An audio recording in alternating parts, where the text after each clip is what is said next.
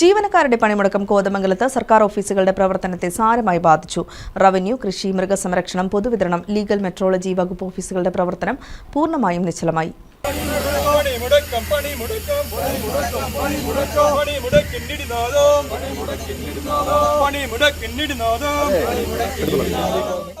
സർക്കാർ ജീവനക്കാരും അധ്യാപകരും പ്രഖ്യാപിച്ച പണിമുടക്കത്തിന്റെ ഭാഗമായി കോതമംഗലം മേഖലയിലെ സർക്കാർ ഓഫീസുകളുടെ പ്രവർത്തനം താളം തെറ്റി. പൊതുജനങ്ങൾ നേരിട്ടെത്തുന്ന റവന്യൂ ഓഫീസുകളുടെ പ്രവർത്തനമാണ് പൂർണ്ണമായും നിശ്ചലമായത്. താലൂക്കിൽ 13 വില്ലേജ് ഓഫീസുകളാണുള്ളത്.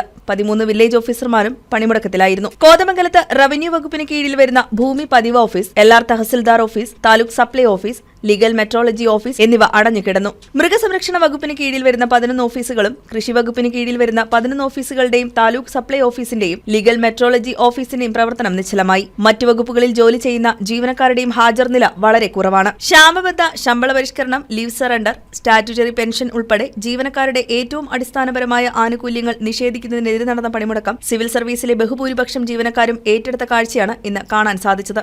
സർക്കാർ ജീവനക്കാരുടെ ഏറ്റവും മൗലികമായിട്ടുള്ള അവകാശങ്ങളും ആനുകൂല്യങ്ങളും അനന്തമായിട്ട് നീട്ടിക്കൊണ്ടുപോയി നിഷേധിക്കുകയും ചെയ്യുന്ന ഒരു സാഹചര്യത്തിലാണ് ഇത്തരത്തിലൊരു പണിമുടക്കം പ്രഖ്യാപിച്ച് മുമ്പോട്ട് പോകുവാനായിട്ട് അത്യാവശ്യ സർവീസ് സംഘടനാ സമരസമിതി നിർബന്ധിതരായിട്ടുള്ളത്.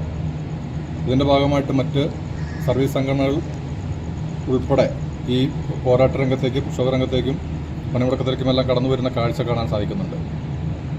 സർക്കാർ ജീവനക്കാർ പതിറ്റാണ്ടുകളായി നടത്തിയിട്ടുള്ള പോരാട്ടങ്ങളുടെ ഭാഗമായിട്ട് നേടിയെടുത്തിരുന്ന ആനുകൂല്യങ്ങളും അവകാശങ്ങളും അനിശ്ചിതമായിട്ട് നീട്ടിക്കൊണ്ടുപോകുന്ന സർക്കാർ നടപടിക്കെതിരായിട്ടാണ് ഈ പണിമുടക്കം പ്രഖ്യാപിച്ച് ഒരു പ്രക്ഷോഭത്തിലേക്ക് പോകുവാനായിട്ട് സമരസമിതി നിർബന്ധിതരായത്.